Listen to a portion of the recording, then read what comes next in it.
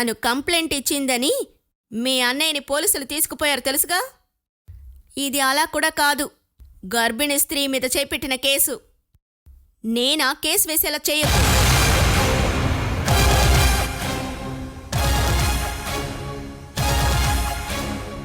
పద్నాలుగు రోజులు జైల్లో ఉండి వస్తున్నాను. పాత బాలని కాదు, జైలుకి వెళ్ళొచ్చాను.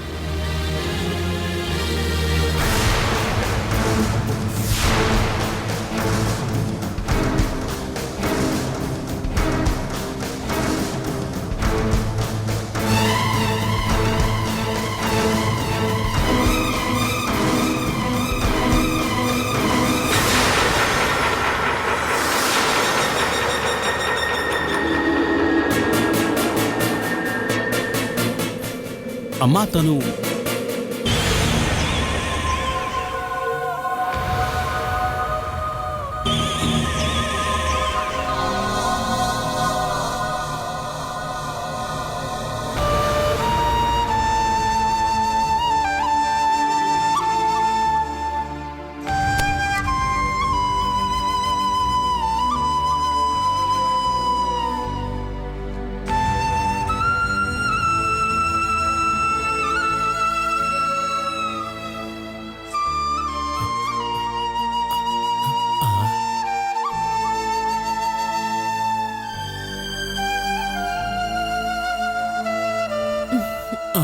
అమ్మా బాగాలేగమ్మా, నువ్వు ఎంతో టయర్డ్గా ఉంటావని తెలుసమ్మా. మీరెలా ఉన్నారు మావయ్య? నువ్వు బాగున్నావా లేవని నేను అడుగుతానని నువ్వు అడుగుతున్నావు కదూ. నువ్వు ఇలాగ బాధని దాచిపెట్టుకొని నవ్వకమ్మా. నా గుండె పగిలిపోయేటట్టుందమ్మా. నేను ఊళ్ళోకి వెళ్ళినప్పుడే తెలిసింది నువ్వు ఇక్కడికి వచ్చావని. వెంటనే పరిగెత్తుకొచ్చానమ్మా. నిన్ను ఇక్కడ ఉన్నవాళ్ళు ఏదైనా చెప్తారేమో అని.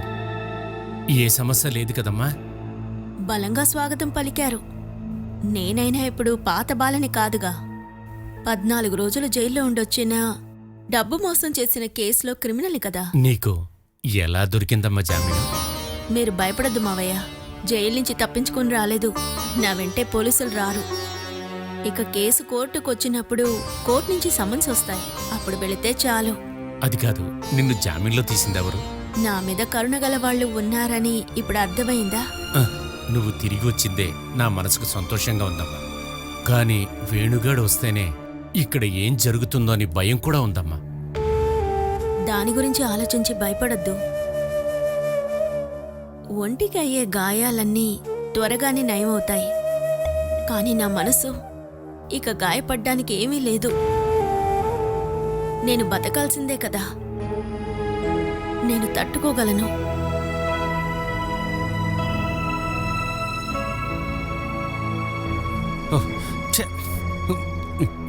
నువ్వే కదా తను జైల్లో ఉన్నప్పుడు బాధగా ఉన్నావు. వెళ్ళి క్షేమాలన్నీ అడిగేసిరా. దిగులుగానే ఉంది, కానీ ఇప్పుడు నేను అడిగానంటే బాలాక ఇక్కడే ఉంటుంది. ఇంత పెద్ద మోసం చేసి ఏ సిగ్గు లేకుండా మళ్ళీ ఇక్కడికి రావాలని ఎందుకు అనిపించిందో అర్థం కావట్లా. బాలాక మళ్ళీ వస్తుందని నేను అస్సలు అనుకోలేదు. వేణుబాబు ఇక్కడికి వస్తే చంపేస్తారు. జరగని. ఏమన్నారు? అంతా విధి ప్రకారం జరగని అని. మనం కావాలంటే ఇంకెక్కడికైనా వెళ్ళి ఉందామా? ఎక్కడికి వెళ్తాం? ఏదైనా హోటల్కి వెళ్ళి ఉందాం. దానికి వేల కొద్దీ డబ్బు అవుతుంది కదా. రిలేటివ్స్ ఇంటికి వెళ్దామా మనం? వేణు అన్న అమ్మ వల్ల ఎవ్వరూ మనల్ని ఇంట్లో కూడా రానివ్వరు. ఆ రేంజ్కి ఇద్దరూ అందరినీ కలిసి తిట్టున్నారు. అత్తయ్య దగ్గర మాట్లాడి ఎలాగైనా పంపించేద్దామా? మాట్లాడడానికి వెళ్ళిన అమ్మ పరిస్థితి చూసావుగా. వేణు అన్న కోసం వెయిట్ చేస్తోంది. వెంటనే మాట్లాడకపోతే ఇది మనకి సమస్యగా అవుతుందండి. దానికోసం పారిపోతామా? నువ్వెళ్ళి తనకు విషయం అర్థమయ్యేలాగా కొంచెం క్లియర్గా చెప్పు. వేణు అన్న చంపడానికి కూడా రెడీగా ఉన్నాడని చెప్పు. ఇదంతా నేను వెళ్ళే చెప్పి బాలాక దగ్గర నేను తిట్లు తినాలా ఏంటి? లేదంటే వేణు అన్నను రానివ్వు. మనం ఏదో ఒక డెసిషన్ చెప్తాము, వాళ్ళిద్దరే ఏదో ఒక డిసైడ్ చేస్తారు. సతీష్ అన్నయ్య వర్కౌట్ అవుతాడు. అమ్మ ఆశ కావాలన్నానికి ఎన్నో కారణాలు ఉంటాయంటావుగా. అలాంటిదే సతీష్ అన్న విషయం కూడా. మందుగొట్టి పాత కంటే దారుణంగా ఉన్నాడు. ఒక సమస్యను పెంచడం తప్ప దాన్ని పరిష్కరించే స్థితిలో సతీష్ అన్నయ్య లేడు.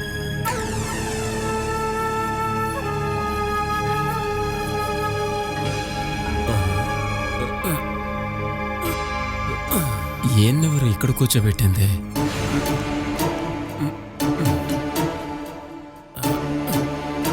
ఏంటిది?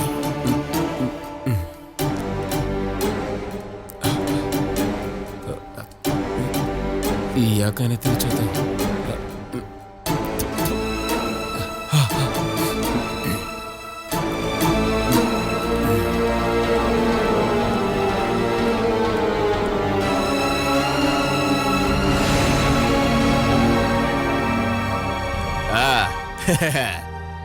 ఏంటి ఊరి తిరగటానికి వెళ్ళలేదా?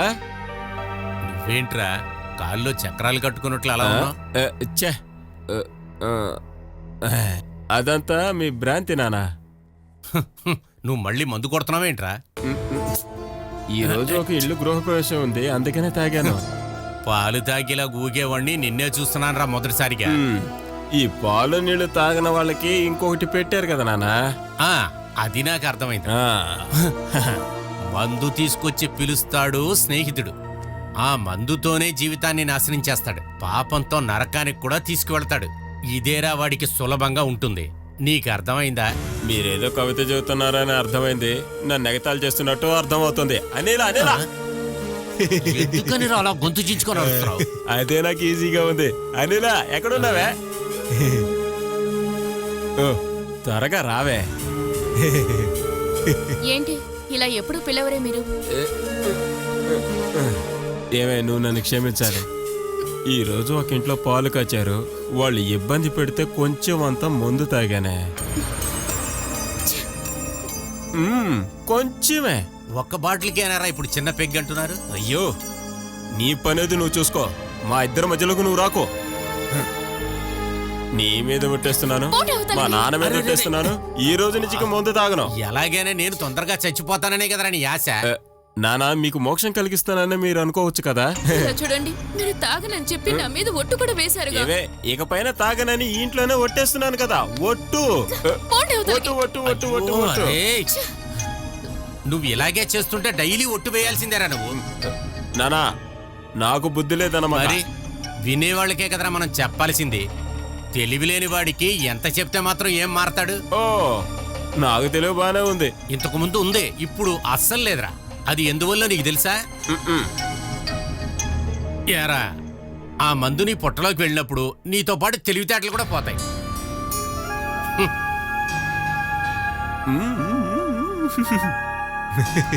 ఏమే, తేలిక చేసి నీకు పని చేయను.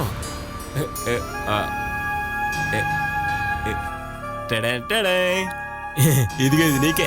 తీసుకో, తీసుకెళ్ళి సాంబార్లవే పట్టుకోమ్మా, తీసుకోమ్మా. ఇది మన రూమ్ లో తీసుకెళ్ళి పెట్టి ఎవరికి ఇవ్వకో. ఇందులో ఏముంది? ఓ, ఇది పాలు కచ్చే ఇంట్లో గిఫ్ట్ గా ఇచ్చారే. ఇలా చూడండి, మీరు ఇలా చేయడం ఏం బాలేదండి. ముందే కదే, వాళ్ళు ఎంతో ప్రేమగా నాకు ఇస్తుంటే నేను వద్దని చెప్పలేకపోయాను. ఇది నీ కస్టడీలో పెట్టుకో, నాకొద్దు, తీసుకెళ్ళు. చూడండి, బాల ఇంటికి వచ్చింది. బాలనా? ఎవరా బాలనా? బాలని కదండి, బాల. వచ్చిందా? ఎప్పుడొచ్చింది? కొద్దిసేపు అయింది. జామన్లో బయటకు రాగానే నేరుగా ఇంటికి వచ్చేసి. తను వేణు భార్య కదా, ఇక్కడికి రాకపోతే ఇంకెక్కడికి వెళ్తుంది? వేణు ఇక్కడ లేడు కదా. వేణు వస్తే ఏం జరుగుతుందని ఇక్కడ అందరికి భయంగా ఉంది. ఓ, ఇదొకటి. ఏం జరుగుతుంది? వాడు తను చూసి తిడతాడు, కొన్నిసార్లు కొడతాడు కూడా. వాళ్ళు ప్రశాంతంగానే ఉంటారు. అదే కదా ఇక్కడ ఎప్పుడూ జరుగుతుంది. ఏమే, తను ఆ 36 లక్షలు ఎక్కడ పెట్టిందో నువ్వు వెళ్ళి కొంచెం విచారించొచ్చు కదా. అవును, నాకు ఇంకేం పనుంది మరి. కనీసం తన్ని చూసి మాట్లాడలేదు కూడా. వెళ్ళలేదా? ఏమే, ఎలాంటి సమయంలోనే మనం స్కోర్ చేయాలి. నాకు ఆ డబ్బు ఏం అవసరం లేదు. నీకు వద్దంటే వద్దు, నాకు ఆ డబ్బు దొరికిందంటే ఎక్కడికి వెళ్ళిపోతాం. 36 లక్షల రూపాయలు. దేవుడా, నువ్వు తీసుకెళ్ళి లోపల పెట్టేసే. వేణు వచ్చేలోపు ఆ డబ్బులు ఎక్కడ పెట్టిందో నేను వెళ్ళి కనుక్కొని వస్తాను. ఏమండి, ఉండండి, తన రూమ్ కి వెళ్ళకండి. నువ్వు వెళ్ళవే. చే, 1-2 కదా, 36 లక్షల రూపాయలు. దాన్ని ఊరికి వదిలిపెట్టను, ఏదో ఒక ప్రయత్నం చేస్తానే. ఏమండి, నేను చెప్పేది.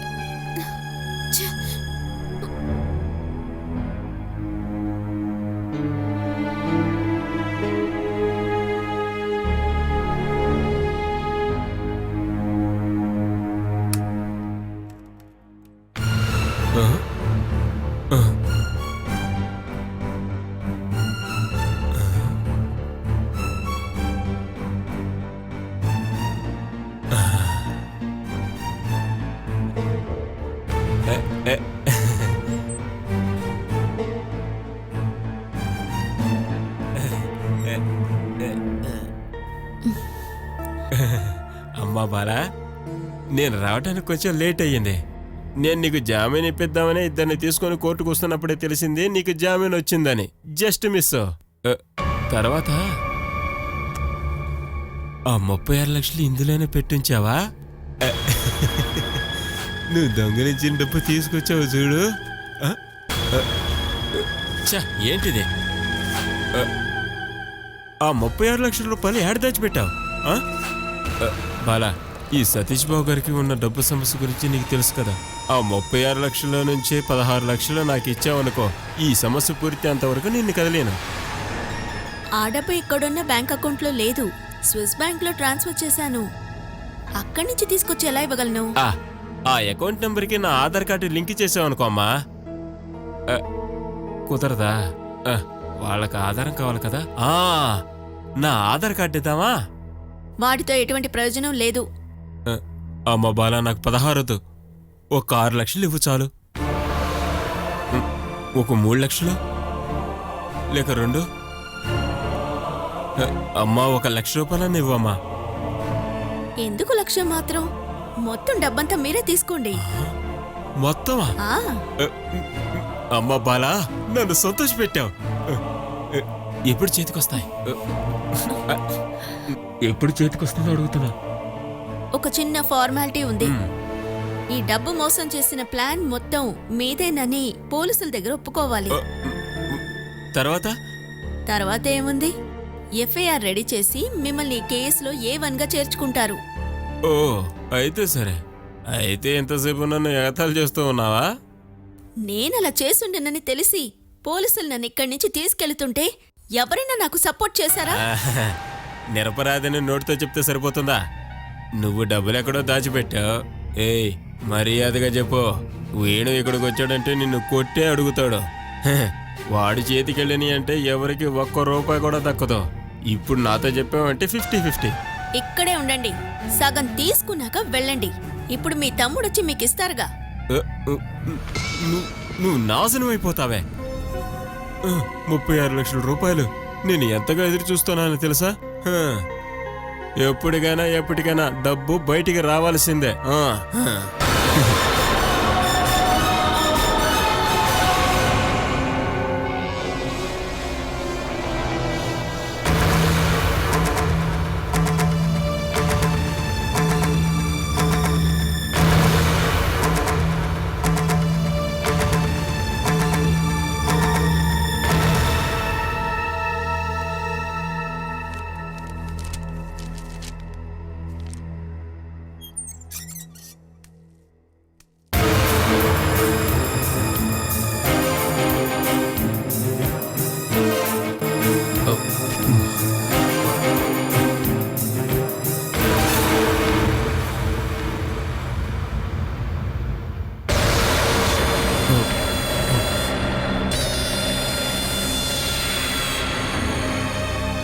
ఏంట్రా? ఏమీ లేదు. ఏం లేదా? మరెందుకు నన్ను అలా చూస్తున్నావు?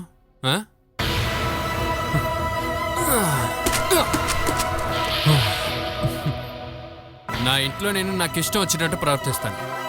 నువ్వు ఇలాగే నుంచుంటే బాగుంటుంది, సరేనా? ఎప్పుడు నాకెదురుగా నుంచోవద్దు. నిన్నే నేను ఎదురు చూస్తూ ఉన్నాను. నువ్వే కదా వీడి సెక్యూరిటీ గార్డు కదా?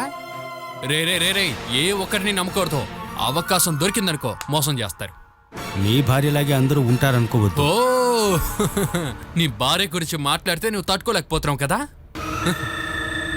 రే, మనల్ని ఎప్పుడూ ప్రేమించి మనతో ఉండేవాళ్లే మనకి ద్రోహం చేసి వెళ్ళిపోతారు. నా భార్య ఉంది కదా, అదే నీ బంధు. తన వల్ల ఇప్పుడు నేను బయట తల ఎత్తుకొని తిరగలేకపోతున్నా. కంపెనీ దొంగరాలికి భర్త. ఇప్పుడు అలాగే ఊళ్ళో ఉన్న వాళ్ళందరూ నన్ను పిలుస్తున్నారు. తను మాత్రం నా దగ్గర ఇరుక్కుందనుకో, తనని మెడ తిప్పి చంపేస్తాను.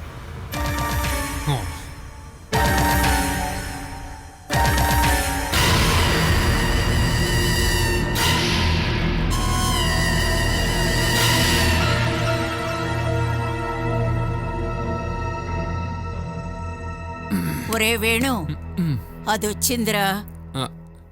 ఎవరు? ఇంకెవరు? బాల. ఇప్పుడు తను ఎక్కడుంది? రూమ్ లో ఉంది. ఎవరిని అడిగి ఇంట్లో లోపలికి చేర్చారు? నేను అడ్డుకున్నాను, నన్ను కాదని లోపలికొచ్చింది. నీ మాటే అది వినదు, నా మాట వింటుందా? తన్నెవరు జామీన్లో తీసుకొచ్చారు? అదంతా నాకు తెలియదు. ఇప్పుడు నేను పాత బాల్ని కాదని కూర్చుంది. అలాంటి మనిషి ఇంట్లో ఉండాలా ఆలోచించరా. దానికి ఇప్పుడే ఒక నిర్ణయం తీసుకుంటాను.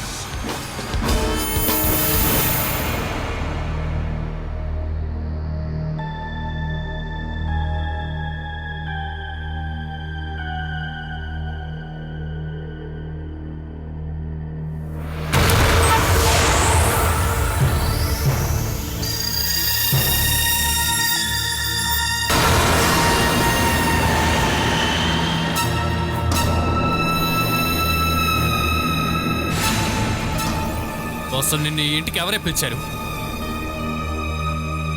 నిన్నెవరు జామీన్లో బయటికి తీశారు? చెప్పవే, నిన్నెవరే జామీన్లో బయటికి తీశారు?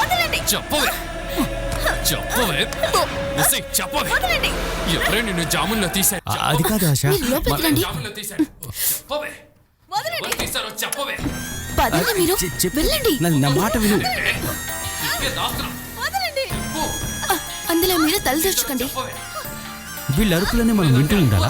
అదే అలవాటు అయిపోయిందిగా. చెప్తావా లేదా? ఓ, ఎలాగైనా వీళ్ళిద్దరిని బయటికి గెంటేస్తేనే మనం ఇక్కడ ప్రశాంతంగా జీవించగలం. మనకి ఎవరో ప్రశాంతతని ఎవరో మనమే తెచ్చుకోవాలండి. ఒక్కసారి బయటికి పంపించినందుకే బూమరాంగ్ లాగా ఎలాగో వచ్చేసారు కదా. ఇకపైన ఇలాంటి చూడాలి, వినాలి, కానీ మనకి అది ఎఫెక్ట్ అవ్వకూడదు. బాలాక్క గురించి తలుచుకుంటే కష్టంగా ఉంది, కానీ మన జీవితం గురించి తలుచుకుంటే ఇంకా కష్టంగా ఉందండి. ఏదైనా వెంటనే చేయకుంటే ఈ సమస్య ఇంకా ఎక్కువ అవుతూనే ఉంటుంది. కానీ మనం ఏం చేయగలమండి? నువ్వు మీ అక్కతో మాట్లాడి ఎలాగైనా సరే ఒప్పించి ఇంటికి పంపించు. దాంతో వేణు అన్న ఈ ఇంట్లో చేసే గొడవ కూడా తగ్గుతుంది. భార్య దగ్గరికి వెళ్ళి తను ఎలాగైనా ఉండని. ఆ విషయం మనకు తెలియదుగా. ఒకవేళ అక్కడికి వెళ్ళినా కూడా బాలక్క ఇక్కడికే వస్తుంది. నాకు అదే ఆశ్చర్యంగా ఉంది. అమ్మా నాన్న సహోదరులు ఉండి వేణు అన్నతో అనవసరంగా దెబ్బలు తినడం కోసం తను ఎందుకు మళ్ళీ ఇక్కడికే వచ్చింది? ఇన్ని రోజులు ఇది కూడా నేర్చుకోలేదా? ఇదేదో రివెంజ్ లాగానే నాకు అనిపిస్తుంది. మా జీవితాన్ని నాశనం చేయాలని పూనుకున్నాడా ఏంటి? మీ బాల అక్కకి ఏమైనా అవుతుందనే సమస్యగా ఉంది. బుర్ర ఉన్న ఎవరైనా సరే ఇలాంటి మెంటల్ గాడితో బతుకుతారా? చిన్న వయసు నుండి బాలక్క ఇంతే. ఎన్ని కష్టాల్లో పనిలో ఉన్నా అది తనే చూసుకుంటుంది, ఎవరితోనూ షేర్ చేయదు. ఏమే అదే వెర్రితనం అంటున్నాను. ఏంటి నోరు తెరిచి మాట్లాడట్లేదు? ఈ రోజు నువ్వు అయిపోయావే. చెప్పవే. చాలా కష్టంగా ఉంది నాకు. ఎవరు నిన్ను బయట తీశారని చెప్పు. వాళ్ళు చెప్పేదంతా వినకండి. అనిలా అక్కని చూసి నేర్చుకోండి. ఎందులో అయినా తలదూచుతున్నారా? మనం కూడా అలాగే ఉందాము, లేకపోతే మనం బయటికి వెళ్ళిపోదాం. ఏమంటారు?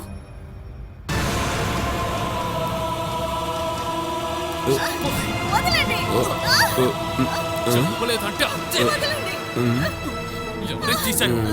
చెప్పవే. చెప్తావా లేదా? చెప్పవే. వేణు వచ్చాడు కదా, వచ్చాడు. మీకెలా తెలుసు? ఆ బాల సేరని విని చెప్పాను. ఏమే, తనకి తడి పడాల్సిందే. చెప్పవే.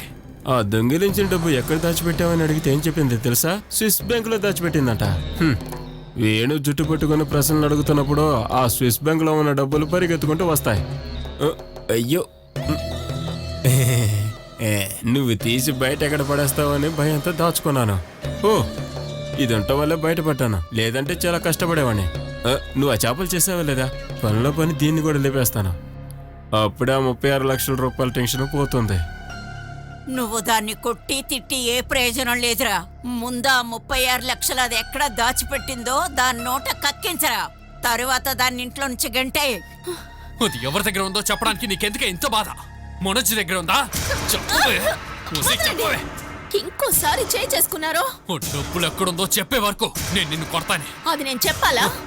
చెప్పలేదంటే చెప్పేలా చేస్తాను. ఆ 36 లక్షలు నేనిచ్చింది మీ దగ్గరే.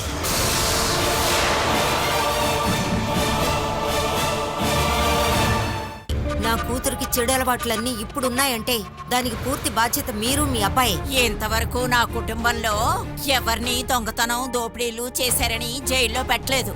ఇదే మొదటిసారి. ఇలాంటి దొంగ ముద్రేసుకున్న పెళ్ళం నా కొడుక్కి అక్కర్లేదు. హా, నా కూతుర్ని తీసుకెళ్లి పడరాని పాటలు పెట్టి ఇప్పుడు నిందలు తన మీద మోపుతున్నారా? తను మోసం చేసిందంటే మీ అబ్బాయే చెప్పి చేయించి ఉండాలి. అలాంటి బుద్ధులు నా కొడుక్కి కల్లో కూడా రావు. మీరు మర్యాదగా కూతుర్ని తీసుకెళ్ళండి, లేదంటే దాన్ని శవాన్నే మీరు చూడాలి. వేణు దాన్ని చంపేస్తాడు. నా కూతురికి జరగరాంది ఏదన్నా జరిగిందంటే మీ కుటుంబం మొత్తం జైల్లో ఉంటుంది. మీరందరూ కలిసి నా కూతురిని చంపేశారని కోర్టులో కేసు వేస్తాను. మీరు ఎక్కడికైనా వెళ్ళండమ్మా. చెప్పాల్సింది చెప్పాను. అది దాని కడుపులో ఉన్న బిడ్డ ప్రాణాలతో దక్కాలి అంటే వెంటనే దాన్ని తీసుకెళ్ళండి.